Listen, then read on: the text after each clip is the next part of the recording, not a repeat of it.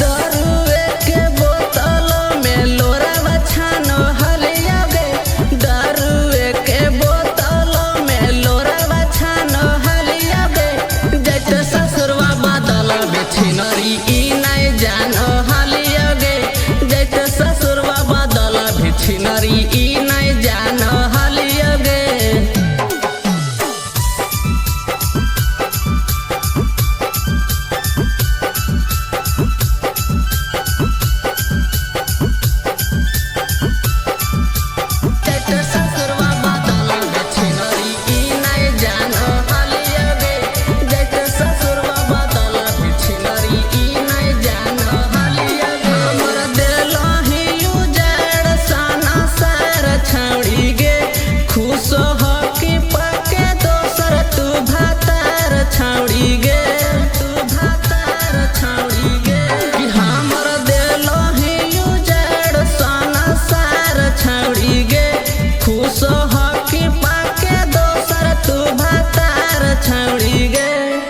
आगे सुनील साजन के कहल बतिया धीरज बान्ह हलिया गे